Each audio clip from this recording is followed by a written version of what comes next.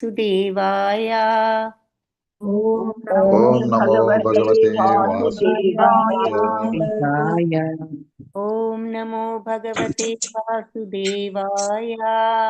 ओम नमो भगवते वासुदेवाय। ओम नमो भगवते वासुदेवाय। ओम नमो भगवते वासुदेवाय। हरे कृष्ण. సో ఇస్కాన్ మ్యాంగ్లూర్ వారి షార్ట్ భాగవతం క్లాస్లో 1వ స్కందం 3వ అధ్యాయం 15వ శ్లోకం చూడబోతున్నాం. అందరికీ స్వాగతం.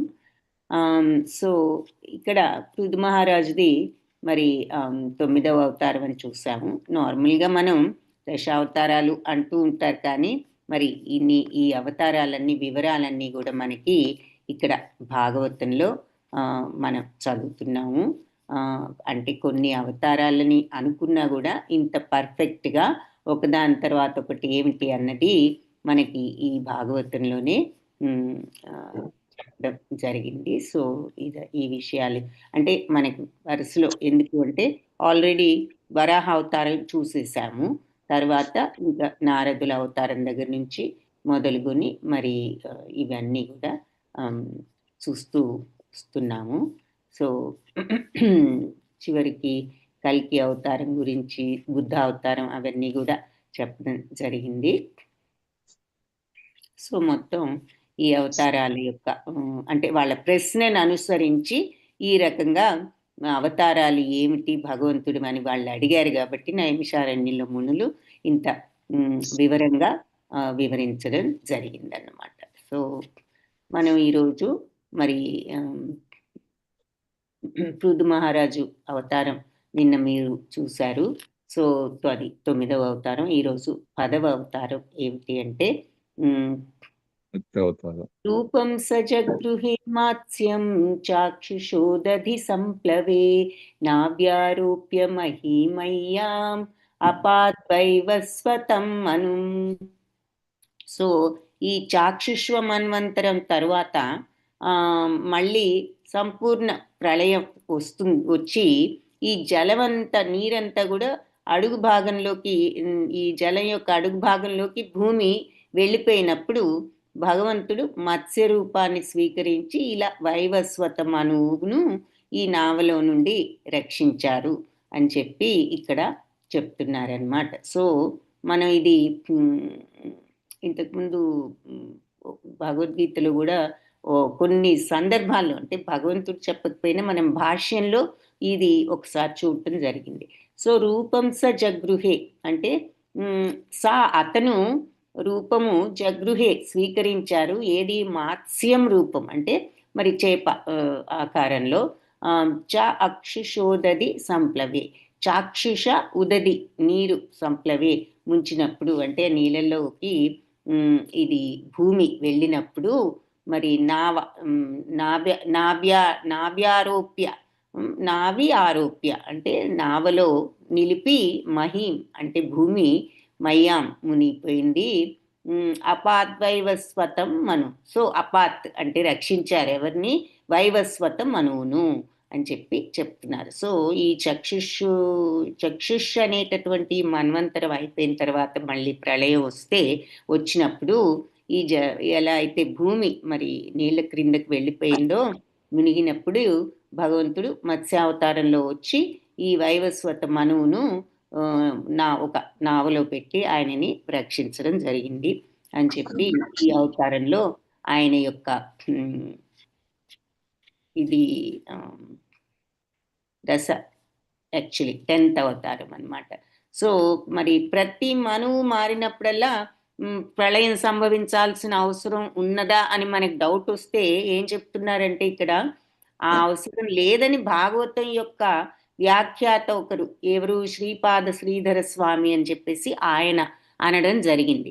కాకపోతే సత్యవ్రతుడికి మరి కానీ సత్యవ్రతుడికి అద్భుతాలు చూపించడం కోసం ఈ చాక్షుష మన్వంతరం తర్వాత ప్రళయం సంభవించింది.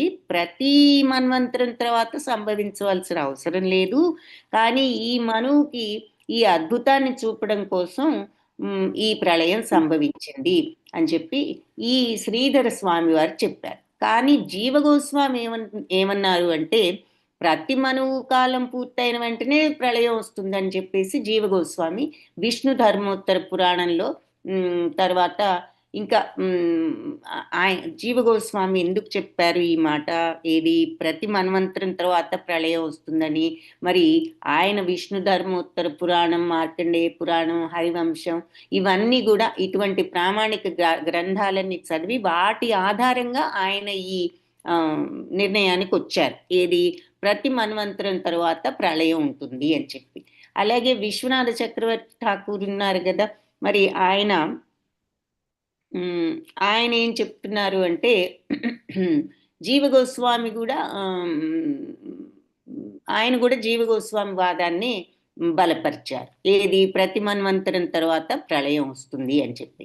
కాబట్టి ప్రతి మనువు కూడా తరువాత వచ్చేటటువంటి ప్రళయం గురించి ఆయన యొక్క భాగవతామృత గ్రంథం నుంచి ఆయన వర్ణించడం జరిగిందనమాట. ప్రతి మనువు వాళ్ళ కాలం అయిపోయిన తర్వాత వచ్చేటటువంటి ప్రళయం గురించి మరి విశ్వనాథ చక్రవర్తి ఠాకూర్ కూడా భాగవతామృతం అనే గ్రంథంలో చెప్పారు అని చెప్పి ఇక్కడ మనకి ప్రభుపాద భాష్యంలో చెప్తున్నారు. సో ముఖ్యమైన విషయం ఏమిటి ఇంతకీ ఇక్కడ అంటే భక్తుడైనటువంటి సత్యవ్రతుడిపై ప్రత్యేకమైన అనుగ్రహం చూపించడం కోసం ఈ చాక్షుష మన్వంతరం తరువాత ప్రళయ సమయంలో విష్ణు భగవానుడు స్వయంగా అవతరించడం జరిగింది అని చెప్పి, అంటే మత్స్య రూపంలో అని చెప్తున్నారనమాట. సో ఇది ఆయనకు ఈ విషయాన్ని అంటే ఇది చూపించడానికి ఈ అద్భుతాన్ని ఈ సత్యవ్రతుడికి ఈ మన్వంతరం అయిన తర్వాత ఆయన భూమి మునిగిపోయినప్పుడు ఆయన మత్స్య రూపాన్ని స్వీకరించి ఈ వైవస్వత మనువును నావలో పెట్టి రక్షించడం చేశారు అని. సో ఇలా ఇక్కడ చెప్పారు. కాబట్టి కొంతమంది ప్రతి మనువు జీవితకాలం అయిపోయిన వెంటనే ప్రళయం రావాల్సిన అవసరం లేదని కొంతమంది, అవసరం అలా జరుగుతుంది అని చెప్పి కొంతమంది చెప్పడం జరిగింది. ప్రతి మనువు తర్వాత ప్రళయం సంభవిస్తుంది అని చెప్పిన దానికి వేరే ప్రామాణిక గ్రంథాల్లో కూడా నిదర్శనం ఉన్నది. ఏది మరి మార్కండేయ పురాణం అంటే పురాణాలలో కూడా ఉన్నది, విష్ణు ధర్మోత్తర పురాణం, హరివంశం, వీటన్నిటిలో కూడా అదే విషయం ఉన్నదని చెప్పి విశ్వనాథ చక్రవర్తి ఠాకూర్లు కూడా బలపరిచారు జీవగోస్వామి యొక్క వాదాన్ని అని ఇక్కడ మనకి ఈ భాష్యంలో చెప్తున్నారు. సో తరువాతది చిన్న శ్లోకం, సో క్విక్గా చూడొచ్చు.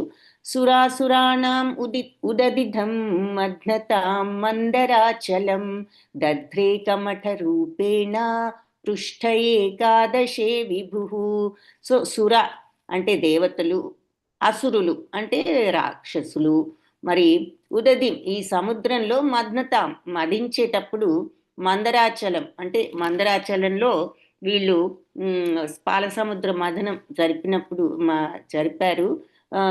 మందరాచలాన్ని వీళ్ళు పాలసముద్రం మథనం జరిగినప్పుడు ధరించారట. ఏమిటి?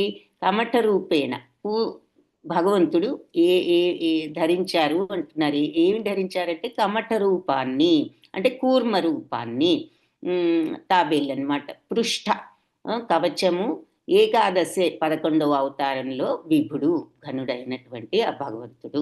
సో 11వ అవతారంలో భగవంతుడు కూర్మ రూపాన్ని ధరించారు.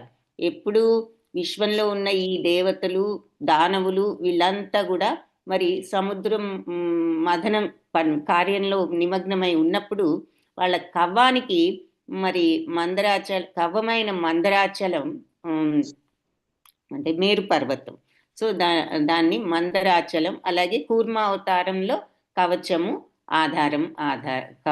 ఆధారమయ్యను అంటున్నారు. సో అంటే భగవంతుడు మరి కింద ఒక కుండ ఉంటేనే కదా మజ్జిగ చిలకగలిగేది, గాలిలో చిలకలేం కదా. అలాగే సముద్రం చిలకాలి అంటే మరి ఆ కవ్వం పెట్టి తిరగాలి అంటే క్రీడ, అంటే ఇదంతా మరి గర్భోదక సముద్రంలో ఉన్నది అనుకుంటే, సో కింద భగవంతుడు మరి తాబేలు రూపంలో అక్కడ ఉండడం జరిగింది. అలాగే మేరు పర్వతాన్ని, మందరాచలాన్ని కవ్వంగా వాడారని, మరి వాసుకి సర్పమైన వాసుకిని తాడుగా వాడడం జరిగిందని మనం చూస్తాం కదా. సో భగవద్గీతలో కూడా ఆ విషయం భగవంతుడు చెప్పడం జరిగింది. 10th చాప్టర్లో చూస్తాం. సో ఆ విషయం ఇక్కడ చెప్తున్నారు. ఆ సమయంలో ఆయన మరి తాబేలుగా అవతరించారు అని చెప్పి ఈ దేవతలు, దానవులు మరి ఈ పాల సముద్రాన్ని మథనం చేసినప్పుడు ఈ కూర్మ అవతారాన్ని ధరించారు. సో వీళ్ళు అమృతం కోసం చేశారన్నది మరి మనకు తెలిసిన విషయమే కదా. సో ఆ సమయంలో ఈ మందరాచలం కవ్వంగా ఉపయోగపడగా విష్ణు భగవానుడు కూర్మావతార కవచం సముద్రంలో ఉన్నది కవ్వానికి ఆధారం. కవ్వం కింద ఉండాలి కాబట్టి ఆయన కూర్మంగా కవ్వం కింద ఉండడం జరిగింది. అది ఇది మరి నెక్స్ట్ 11వ అవతారం. సో దశావతారం ఇక్కడ ఏమైంది మరి మత్స్య అవతారం యాక్చువల్లీ 10th, 11th అవతారం కూర్మ అవతారం అన్నమాట. సో అది సో 60th శ్లోక కూడా ఈరోజు చూసాము. సో రేపు 17th చూద్దాం. హరే కృష్ణ. 17th దాంట్లో యాక్చువల్లీ అది కూడా చిన్నదే. సో దాంట్లో 12, 13 రెండు చూస్తాం రేపు. అందరికీ క్లాస్కి వచ్చినందుకు ధన్యవాదాలు. వాంఛాకల్పతరుభ్యశ్చ సింధుభ్యేవ చ పతితానాం పావనేభ్యో వైష్ణవేభ్యో నమో నమః. హరే కృష్ణ. అందరికీ హరే కృష్ణ మాతాజీ. ధన్యవాదాలు. హరే